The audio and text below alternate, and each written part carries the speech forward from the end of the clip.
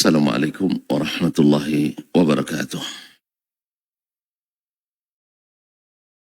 Alhamdulillahi alladzi khalaqa fasawwa walladzi qaddara fahda.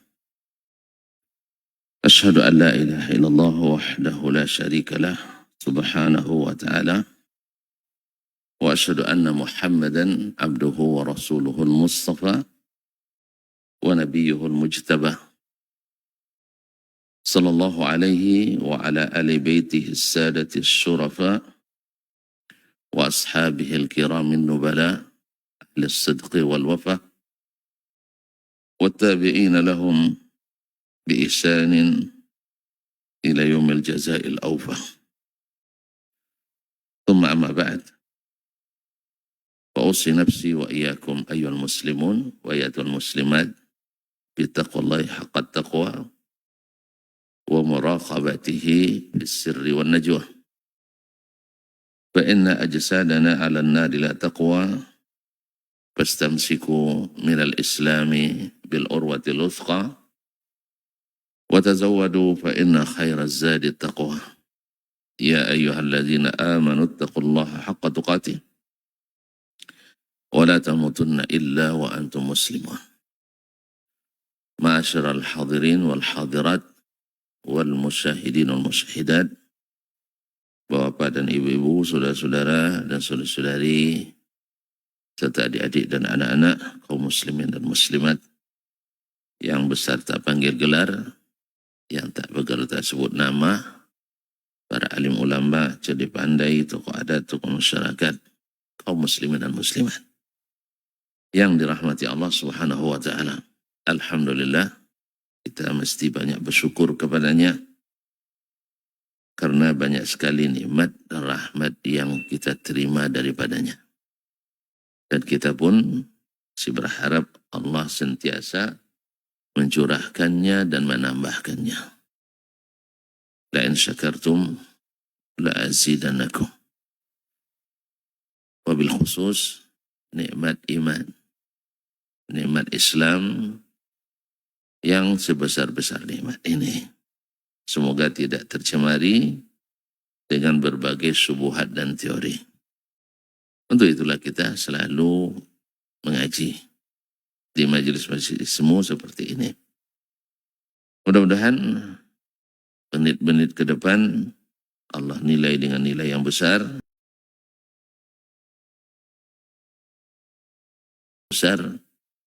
dan di padang mahsyar. Amin ya rabbal alamin. Bapak dan ibu, saudara-saudari yang dirahmati Allah, semoga selawat dan salam kita sentiasa pula disampaikan kepada Nabi besar kita Muhammad sallallahu alaihi wasallam sebagai penguat hubungan erat kita dengannya dan penambah berat timbangan amal kesalihan kita dan mengundang rahmat dari Rabb kita. Dan di hari kiamat mudah-mudahan berbuah syafaat dari Nabi kita sallallahu alaihi wasallam. Bapak dan ibu, saudara dan saudari yang dirahmati Allah, masih berkenaan dengan orang yang akan meninggal. Nabi alaihissalam seperti diceritakan oleh Ibunda Aisyah radhiyallahu anha meninggal di pangkuannya baina sahri wa nahri, yaitu ada di pangkuan Ibunda Aisyah radhiyallahu anha, dan yang dihafalkan olehnya dari doa Nabi alaihissalam pada waktu itu yang menggambarkan bagaimana dia merindukan pertemuan dengan orang-orang saleh di atas. Allahumma ghfirli warhamni, ya Allah ampuni aku dan rahmati aku. Berarti yang paling bermanfaat, yang berguna, yang pasti, yang harus diharap menjelang kita wafat itu adalah ampunan dan rahmat. Sebab apa? Harta tak ada lagi. Istri dan anak juga tidak berguna lagi bagi kita kecuali yang disebutkan dalam hadis, yaitu harta yang kita wakafkan sebagai sedekah jariyah atau anak yang soleh yang senantiasa mendoakan sepeninggal kita, atau ilmu yang dimanfaatkan yang kita ajarkan kepada umat kita. Ma'asyil kiram. Nah sekarang tinggal kita menyerah padanya. Kalau diampuni dan dirahmati. Diampuni seperti yang kita sebut kemarin, utang-utang semuanya lunas. Lalu dirahmati, diberikan bonus. Maka nyaman kita menuju akhirat. Karena yang paling menakutkan itu sebenarnya bukan mati itu. Tapi apa yang setelah mati. So mati, orang mati tidak ada takut lagi. Makanya kalau nanti dibilang antum kalau mati tidak saya kubur, tidak dimandikan, tidak usah. Sah? Ada yang bilang awas besok kalau mati tidak dimandikan, tidak diurus katanya. Bilang pula awas nanti di malam hari saya cari kan. Gitu aja. Orang mati tidak ada lagi merasa. Tapi adalah di saat ruh dikembalikan ke tubuh di alam barzakh, itu yang perlu dikhawatirkan. Tapi kalau kita sudah bawa bekal maghfirah warahmah, insya Allah aman. Makanya Nabi mengajarkan kita untuk meminta itu menjelang mati. Kemudian dia bilangkan, wa alhiqni birrafiqil a'la. Kalau sudah bebas dari segala tuntutan hutang, kemudian diberikan bonus yang besar dan menang, wajarlah kita untuk digabungkan dengan orang-orang yang berpenghasilan tinggi. Orang-orang yang berkedudukan tinggi di akhirat atau di surga. Wa alhiqni birrafiqil a'la.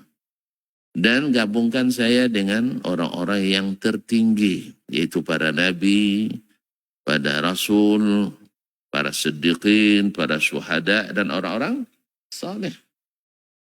Sebagian ulama menafsirkan ar-rafiqil a'la ini adalah teman tertinggi, yaitu Allah Subhanahu wa taala sendiri. Artinya pertemukan saya dengan Allah tabaraka wa ta'ala. Dan Allah akan mendekatkan Nabi kita Muhammad SAW. Bahkan dijanjikan suatu kedudukan yang tak diberikan. Dan itu adalah kedudukan yang paling dekat dengan Ar-Rahman. Yaitu Al-Maqamul Mahmud. Dan juga Al-Wasilah. Tak diberikan kecuali kepada baginda Nabi SAW. Maka kita selalu dalam setelah pas azan kita mengucapkan wa'atba'athu maqaman mahmudanil wazi wa'atta. Nah, hati Muhammadil wasilata wal fadilah. Itu kedudukan yang tak diberikan kecuali hanya pada satu hamba saja. Itu siapa? Wa arju an akuna anahu, kata Nabi SAW. Saya berharap kedudukan itu diberikan kepadaku. Ini bukan harapan kosong, bukan PHP. Tapi janji yang tak dipungkiri oleh yang maha menepati janji, Allah Subhanahu wa ta'ala. Ma'asyarul kiram. Kemudian ma'asyarul kiram, saat-saat menjelang meninggal itu, dia menakutkan. Orang akan berpisah, pergi jauh sendiri. Tidak memiliki teman. Menjelang wafat itu, bagi yang masih hidup untuk mengingatkan kepada yang akan meninggal, yaitu berbaik sangka kepada Allah Subhanahu wa ta'ala. Ya, saat itu adalah saat harus kita banyak harap. Jangan berlebihan takut, tapi adalah berlebihan berharap pada Allah Subhanahu wa ta'ala. Nah, karena tidak ada yang bisa menyelamatkan kita, tidak ada yang bisa meringankan kita, tidak ada yang bisa membela kita, tidak ada yang bisa mengampuni kita, tidak ada yang bisa merahmati kita, kecuali Dia. Saat itu memang semua kepemilikan, semua kekuasaan, tidak ada kecuali miliknya. Dan orang tertinggi di dunia ini menjadi orang terendah saat ini. Orang yang paling kuat dan berkuasa di dunia ini adalah orang yang paling lemah saat ini. Tidak bisa. Nak jadi raja dah habis masanya, sudah kalah daluarsa. Di presiden jadi jenderal tidak guna lagi. Sama. Mungkin orang yang tidak ada jabatan sama sekali lebih kuat waktu itu dibanding para panglima-panglima itu. Makanya kaum muslimin dan muslimat saat itu maka diharapkan atau dinasihatkan kepada kita untuk banyak-banyak berbaik sangka kepada Allah SWT.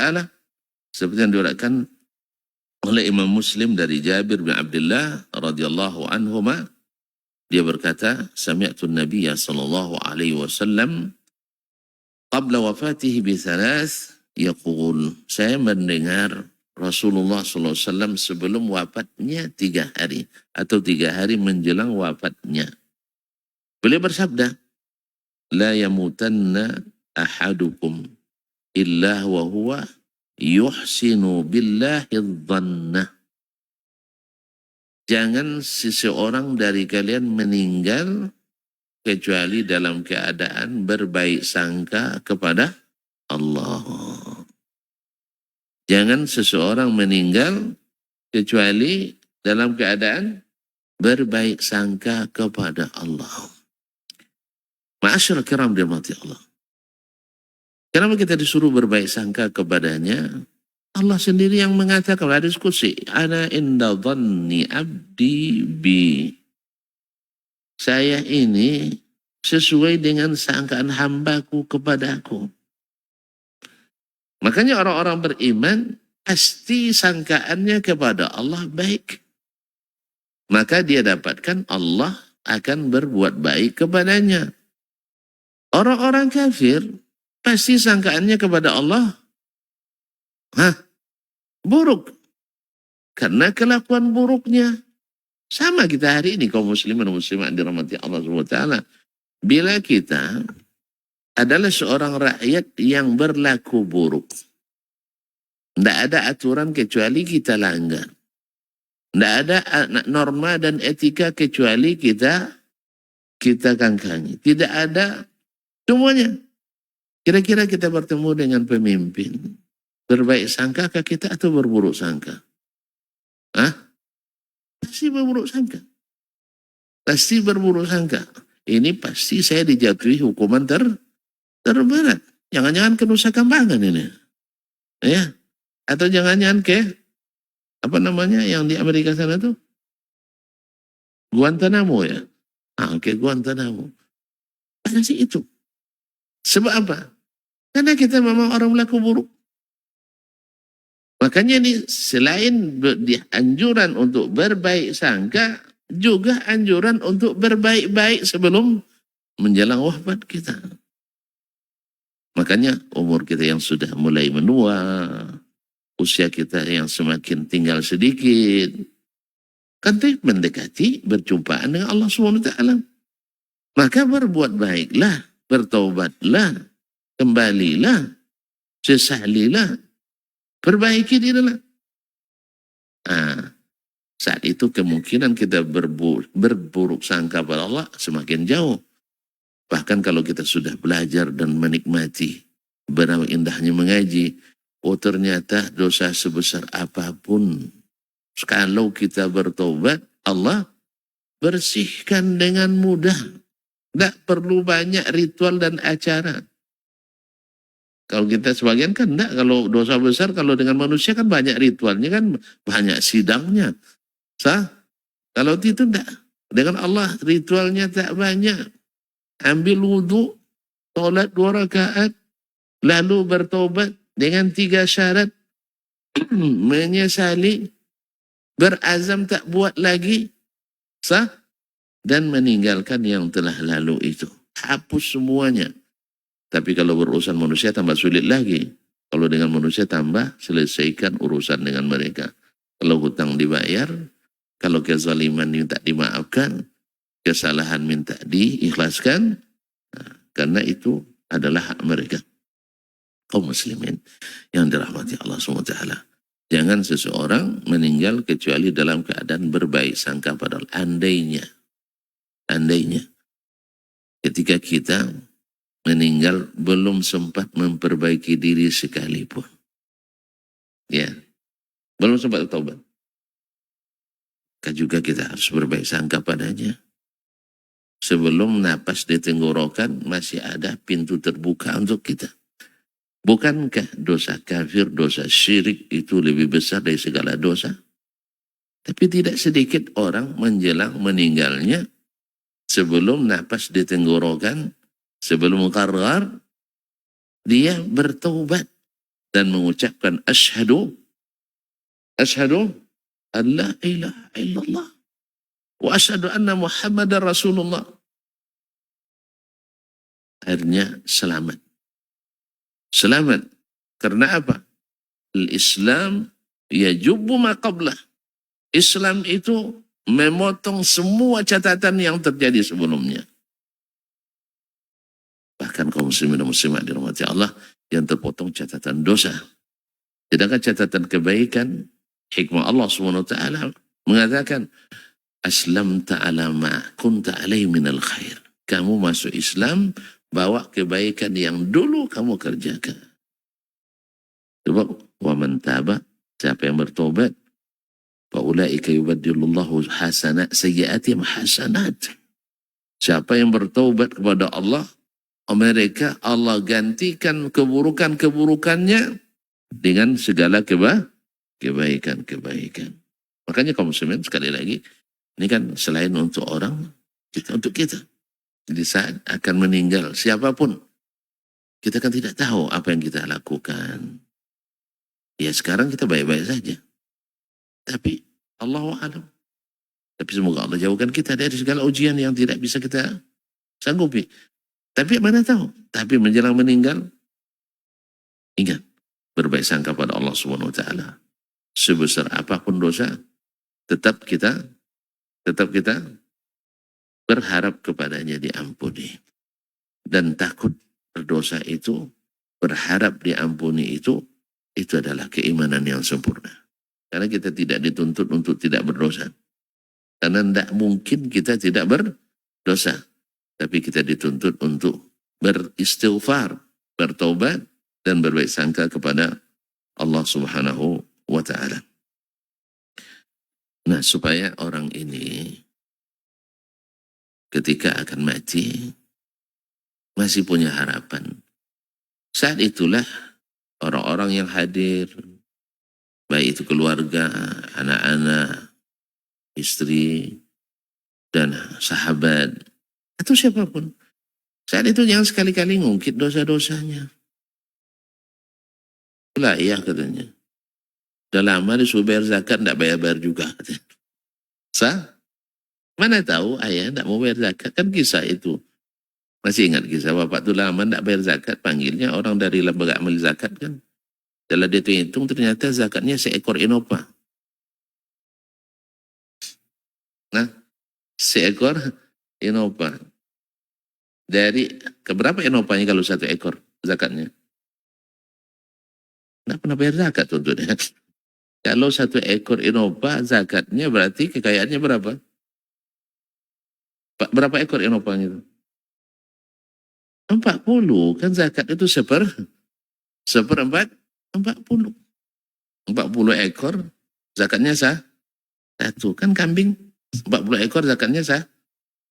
Dan lupa semua ya. Zakat inopa nggak ada, zakat kambing nggak ada. Duit 40 miliar, berapa zakatnya? Nggak tahu juga. Ya Allah, 40 juta? Nggak ada zakatnya. 40 juta nggak ada zakatnya, kecuali zakat fitrah. Nah, jadi kaum musliman, jadi zakat 1/40. Nengok zakat seekor inopa itu, anak bujangnya bilang, Pak, itu seekor inopanya tuh Pak katanya kan. Kan dia boleh sebut angka, lalu dia bilang sama papanya, Pak, itu seekor inopa tuh Pak katanya. 1 unit inopa. Akhirnya berubah lagi niat bapak tuh. Inilah Ustaz, nanti saya hubungi lagi. Alhamdulillah kabarnya ada mati juga, orang tuh tidak jadi dihubungi. Nah, orang yang seperti ini kalau menjelang mati ingat-ingat itulah papa katanya kan. Hati-hati nanti masuk kubur zakat belum dibayar. Kira-kira gimana perasaannya? Hah? Gimana perasaan? Mungkin dia berbaik sangka sama Allah? Enggak kan?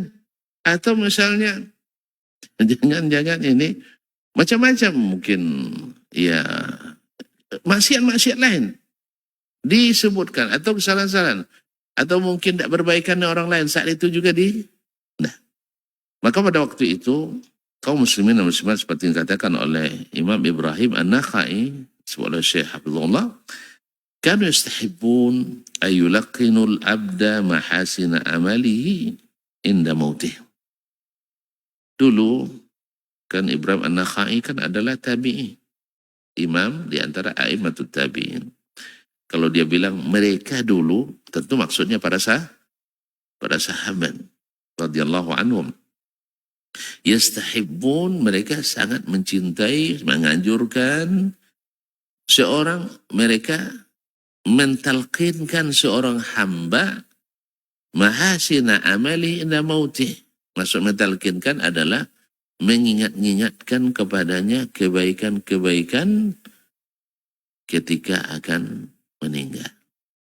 Jadi ada baiknya diingatkan kepadanya bahwa dia adalah orang-orang yang sudah punya kebaikan.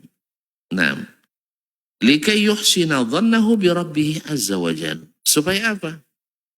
Tadilah sudah kita katakan kalau kita masih ada bekal kebaikan, ada jasa, ada hal yang patut untuk disebut ketika bertemu dengan yang akan kita temui, yang kita segani, yang menguasai kita, tentu agak sedikit pede kita. Sah? Memang. Kemarin waktu kampanye saya tidak ikut bersamanya, misalnya. Sah? Tapi Pak, saya selalu berdoa untuk Bapak. Itu kan? Kan ada juga yang disebut. Tapi sudahlah. Jadi waktu pemilu, jadi tim sukses yang berseberangan. Hah? Habis itu ketika kampanye panas-panasan. Bilang si Fulan tuh begini misalnya kan. Belum lagi ini dan itu. Serangan pajar. Habis itu, tidak ada satupun kebaikan. Tiba-tiba ajukan proposal. Kira-kira gimana? Oleh tim pembisanya, ini bahaya nih Pak. Ma'asyarul kiram. Tapi kalau antum punya satu kebaikan yang patut disebutkan saat itu, memang kita sekarang berseberangan dari jalur. Cuman ingat, ayah kita dulu sahabat, masih ingat enggak? Jika kau hanyut aku yang selamatkan. Misalnya, ada juga yang disebutkan. Artinya, kebaikan yang kita lakukan itu menambah kepercayaan diri pada kita. Betul kan? Menambah kepercayaan diri pada kita. Misal nilai tidak mencukupi, tapi pekerjaan selalu selesai. Itu juga satu prestasi. Sah? Dan sebagainya. Oleh itu kaum muslimin dan muslimat dirahmati Allah SWT, kata Imam Ibrahim An-Nakhai rahimahullah, mereka selalu senang dan menganjurkan untuk diingatkan kepada orang-orang yang akan meninggal itu kebaikan-kebaikan yang dia kerjakan semasa hidupnya. Atau kita ingatkan misalnya dengan dengan anak-anaknya yang Masya Allah saleh. Ya, ini beruntung juga orang-orang yang punya anak-anak yang saleh salihah. Ya, kalau saleh salihah itu tidak perlu dia ngundang orang untuk berdoa. Sah? Tidak perlu dia ngupah orang untuk menangis. Tidak perlu dia nyiapkan hidangan untuk baca Quran. Nah, sebab anak saleh, ya, dia sendiri yang pasti mustajab doanya untuk orang tuanya. Itu sudah ada penghijabnya. Sebagaimana orang tua mendoakan anaknya, tidak dihalangi Allah sampai dan ijabahnya, seperti itu pula doa anak untuk orang tuanya. Makanya kita jangan jadi orang tua yang durhaka pada anak. Sebagaimana anak jangan jadi anak yang durhaka pada orang tua. Durhaka anak pada orang tua jelas tak patuh. Tapi durhaka orang tua pada anak jelas tak mendidik dengan pendidikan yang mensolehkannya. Ma'asyarul kiram rahmatullah, pendidikan yang menyolehkannya. Nanti kalau soleh payah ciri kehidupan Ustaz. Masya Allah. Innallaha yatawalla salihin. Allah lah yang mengurus urusan orang saleh. Ini orang itu masalahnya, tentu definisi orang soleh itu yang puasa aja, tidak bekerja, itu tidak soleh namanya. Yang soleh itu kerjanya berhebat, tapi tak lalai dari zikrullah. Kan Allah bilang bukan jangan kalian berdagang. Allah nak bilang jangan kalian berjual beli. Allah nak bilang jangan kalian jadi pejabat. Tidak, bukan. Tapi jangan kalian lalai oleh itu. La tulhikum amwalukum wala auladukum an zikrillah. Jangan sampai harta-harta kalian, jangan sampai anak-anak kalian melalaikan kalian dari zikrullah. Jangan sampai lalai. Nah, ajarkan anak berdagang, tapi ajarkan pula dia menjadi soleh dalam perdagangannya. Nah, kalau kau berdagang itu jangan curang, soleh dia. Dapat rezeki, walaupun untung banyak, tapi barakah. Tapi kalau dia curang, untung sedikit, tapi tidak barakah. Mana lebih bagus? Untung banyak barakah, untung sedikit, tidak jelas kemana perginya. Lebih banyak barakah. Gimana cara barakah? Kan banyak kita lihat orang-orang soleh. Maksudnya orang-orang kaya konglomerat. Masya Allah barakah. Untungnya banyak dan barakah. Sampai kita saksikan ada orang punya perusahaan banyak, sepertiga dari usahanya lillah. Semua jenis kebaikan diambil dari sepertiga ini hasil bersih. Bukan berkurang, bertambah terus. Bertambah anaknya, bertambah pula banyak rezekinya.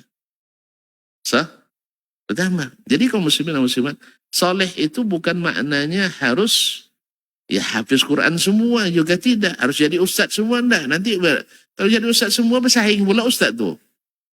Enggak jadi soleh juga. Ustaz soleh yang banyak nanti. Jadi bukan. Ustaznya kalau tidak sehat juga tidak enggak soleh. Ada ustaz yang tidak soleh? Janganlah bilang ada, nanti itu tuduh saya. Nah, ada memang. Gimana nak mengatakan soleh? Kerjanya melanggar syariat terus. Asal ada pelanggaran syariat, dibagi cap syariat di situ. Syirik syariat. Maksiat syariat. Dangdut syariat. Gimana nak jadi orang soleh? Hal itu kaum muslimin muslimat, Allah hanya melarang kita lalai. Harta akan Allah sebutkan, harta itu adalah, dan anak itu adalah dagangan yang paling laku kalau kita perjualbelikan dengan Allah Subhanahu wa ta'ala. Dan Allah jadikan dia sebagai perhiasan hidup ini. Kalau tambah harta, tidak enak hidup. Tapi kalau keberlebihan, lupa pula tujuan hidup. Yang baik itu adalah biar banyak tapi berkah daripada sedikit tidak jelas. Karena sudahlah sedikit di dunia melarat, di akhirat terlaknat. Jadi makanya orang kaya bisa soleh, bisa. Pemimpin bisa soleh, bisa. Orang miskin bisa tidak soleh. Kayaknya lebih bisa lagi. Nah, jadi orang-orang yang tidak berkuasa bisa jahat, bisa. Orang berkuasa bisa baik, bisa. Makanya pendidikan yang membuat anak kita saleh. Ya, membuat anak kita saleh. Makanya ketika ada yang nanya ke saya waktu itu, Ustaz, saya diterima di 8 negara di dunia. Gratis beasiswa semua. Dia bilang salah satu yang dia sebut Arab Saudi. Karena saya sudah tinggal lama di Arab Saudi dan saya menikmati, maka saya katakan jangan ragu memilih Arab Saudi. Karena jurusannya perminyakan pula. Saya bilang minyak terbaik dunia produksi Arab Saudi. Produksi tertinggi di dunia juga Arab Saudi. PT yang banyak juga di. Iya kan? Dan orang paling dermawan sedunia juga di Arab. Tercatat di UNDP, bangsa paling pemurah adalah bangsa Arab. Kalau Indonesia, bangsa paling pemarah. Kabarnya bangsa paling penyogan. Itu penyogan, tulang rusuk panjang. Paling pemalas. Ya, kalau tonton mau revisi, pergi ke UNDP. Ajukan revisi, kayaknya susah. Kayaknya susah, memang kita suka pemalas. Habis itu pemalas pula. Allah musta'an. Ma'asyil kiram dia. Tapi yang paling penting bagi saya, katakan salatmu terjaga. Hari ini, sejahat apapun orang di sana misalnya, tapi kalau dia punya kantor, punya tempat berdagang, tempat pekerjaan, setiap mendengar azan atau sebelum azan mereka sudah tutup. Ini potensi besar bagi kita yang tidak biasa sholat untuk sholat.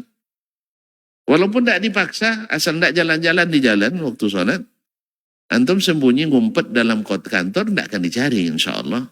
Kecuali kepala kantornya yang menyuruh antum. Tapi kalau seandainya sekali ngumpet juga kita, ya ngumpet gara-gara apa? Tidak mau sholat. Kira-kira enak nggak ya? Hah? Senang nggak? Habis itu ditanya sama kawan, Ahmad, di mana tadi? Ngumpet katanya. Orang pergi sholat ke masjid, apa?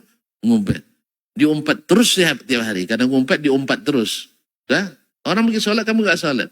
2-3 kali tahan sih. Tapi kalau sudah sampai 3 bulan begitu terus dengan kawan, malu nggak? Malu nggak? Ya mas, kalau masih punya malu. Kalau masih punya malu, malu kita. Setiap tanya, kan besok kan makan mereka, makan siang. Mat, kok enggak nampak masjid tadi? Anu katanya, yang pertama mungkin ke Thailand. Yang kedua mungkin ke tidur. Yang ketiga, ngumpet. Yang keempat, ngumpet terus. Akhirnya terjaga amalnya. Apalagi di kampus. Oh di kampus enggak ada tempat ngumpet. Ada CCTV semua. Akhirnya dengan orang pergi, apalagi dasar kita memang juga ada. Orang Indonesia kan rata-rata rajin ke masjid. Nah, makanya sholat antum terjaga. Pergi haji bisa gratis minimal 1 kali. Umroh setiap hari bisa. Alhamdulillah dia pilih Arab Saudi. Alhamdulillah sukses dengan izin Allah SWT. Dunia pun sukses. Insya Allah di akhirat pun. Alhamdulillah sekarang jadi direktur. Apa kurang lagi? Dan negara-negara yang dulu yang menerimanya sebagai mahasiswa dulu, alhamdulillah kayaknya semuanya sudah dikunjunginya. Dalam konferensi, dalam seminar, dalam pelatihan dan sebagainya. Alhamdulillah. Sah. Saya. Dan sekarang bisa pula jadi ustadz tuh. Jadi dokter di bidang perminyakan, tapi bisa jadi khatib Idul Fitri, khatib Idul Adha, khatib Jumat, dan bisa ceramah. Apa? Karena di sana orang-orang rata-rata pasti akrab dengan Quran. Sah? Akrab dengan majelis ilmu. Di sana tidak ada persekusi kayak kita. Demo untuk menghentikan kajian mana ada. Ada petugasnya. Yang tidak berizin tentu dipertanyakan izinnya. Nah, cuma kalau kita dibuat izin nanti bahaya juga. So izinnya dibuat untuk orang-orang yang menyimpang aja nanti. Karena dapat penghargaan kan yang lain-lain. Nah, jadi kiai panutan Nusantara hanya bekal makali inna. Bahasa semut. Tak tahu alhamdulillah. Syukurlah tuan-tuan tak tahu. Tak tahu ibu ya. Dapat penghargaan. Allah musta'an. Baiklah kaum muslimin dan muslimat yang mati Allah. Jadi orang-orang ini subhanallah, ketika kita ingatkan dengan kebaikannya, tentu dia akan semakin besar harapannya. Dan ketika dia punya harapan besar, tentu akan berbaik sangka pada Allah yang maha besar. Ma'asyiral kiram dirahmati Allah SWT. Nah kalau demikian, orang yang tidak tenggelam dalam ketakutan, walaupun dalam kondisi sempit, sesempit-sempitnya. Tidak ada yang lebih sempit dari kematian. Sah? Musibah terbesar adalah kematian. Sekarang dia menghadapi itu. Tentuan karena belum coba aja. Sah? Perlu kesabaran. Hah? Enggak, saya belum coba. Enggak, ini enggak bisa coba-coba ini sih. Nah, jadi memang berat. Inna lil mauti la sakarat.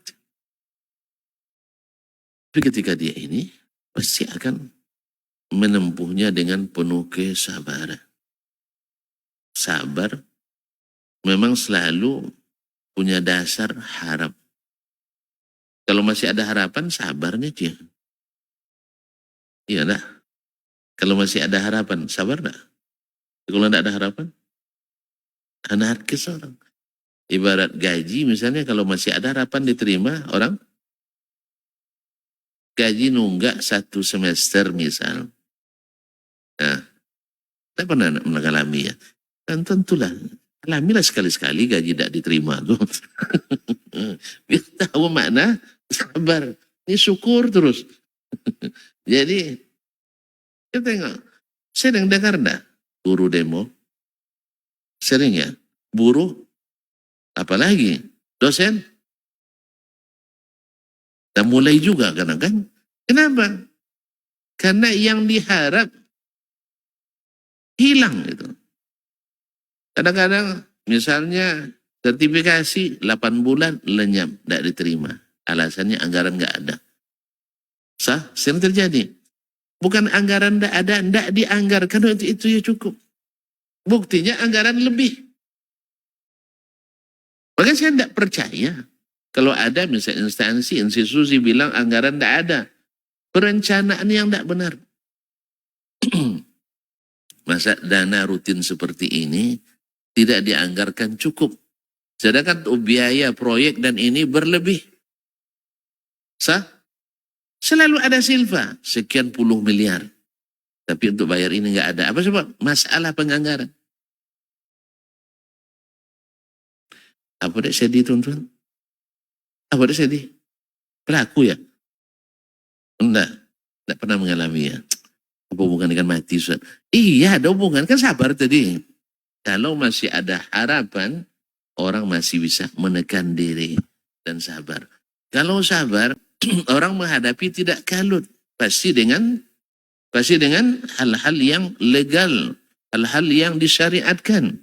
Maka orang yang akan meninggal, kalau dia masih punya harapan besar, tadi diingatkan dengan segala kebaikannya, dan dia memiliki harapan untuk bertemu dengan Allah SWT dalam keadaan diberikan ampunan dan rahmat, maka menghadapinya pun dia akan dalam keadaan sabar.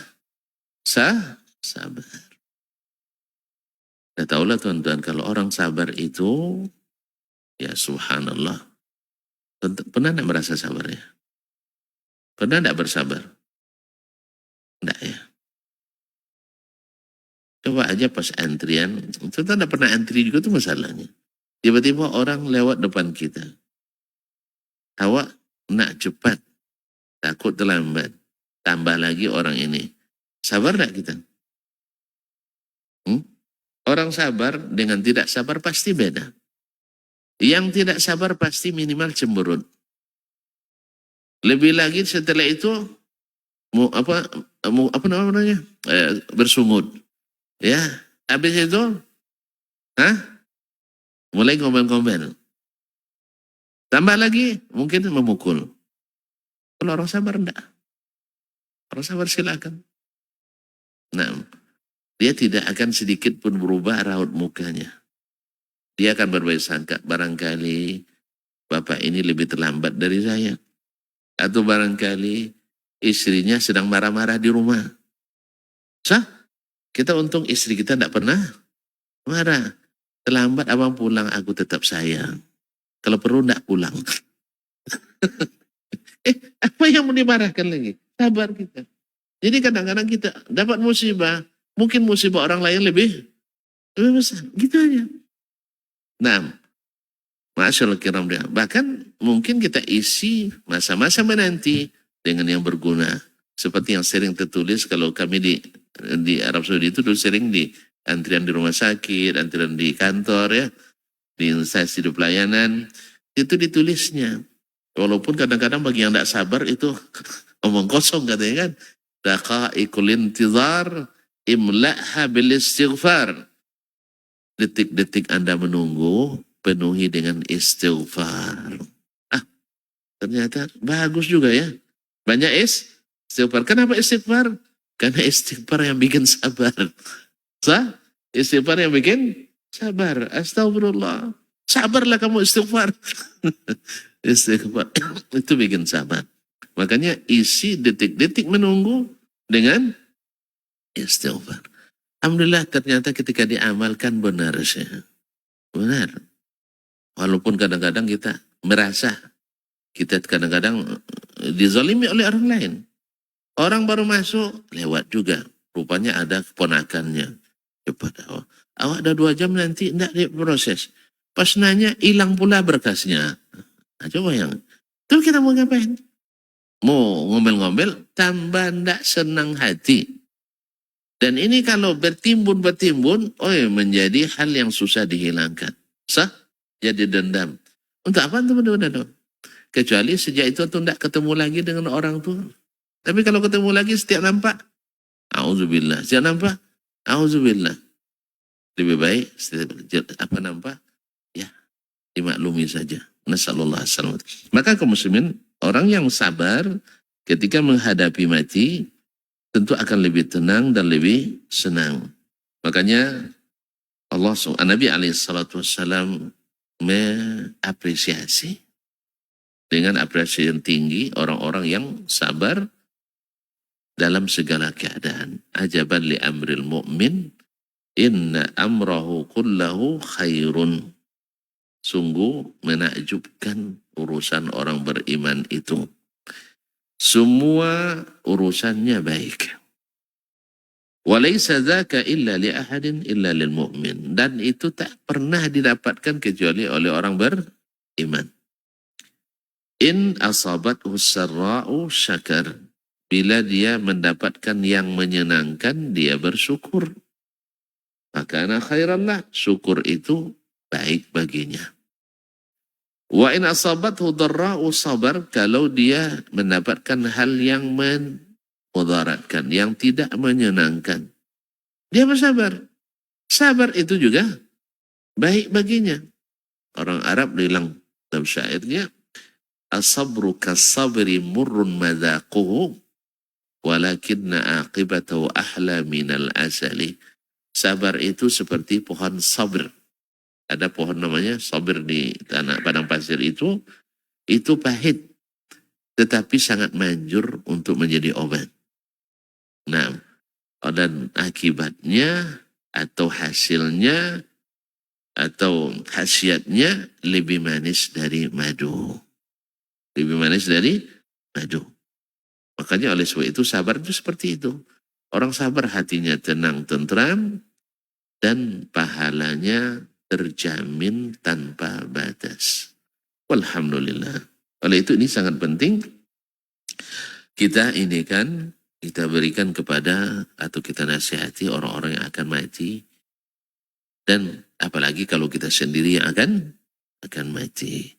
Jadi mulai tadi berbaik sangka pada Allah, kemudian orang-orang yang ada di sekitar mengingatkan kebaikan-kebaikannya sehingga dia semakin percaya diri sehingga berbaik sangka pada Allah SWT. Dan kalaupun sakit, tapi dia sabar menghadapinya, dan itu adalah kebaikan yang luar biasa untuknya. Tapi kayaknya di luar sudah terangnya, di dalam sudah jelas. Ya kita batasi saja dulu. Sampai pertemuan berikutnya dengan izin Allah Subhanahu Wa Taala. Semoga Allah menjaga kita dalam segala keadaan. Dan kalau Allah memanggil kita, mudah-mudahan dalam sebaik-baik keadaan. Amin ya rabbal alamin. Ya, mohon maaf dan terima kasih. Wabillahi taufiq wal hidayah. Wallahu ta'ala alam. Wa sallallahu ala nabiyyina Muhammadin wa sallam. Wassalamualaikum warahmatullahi wabarakatuh.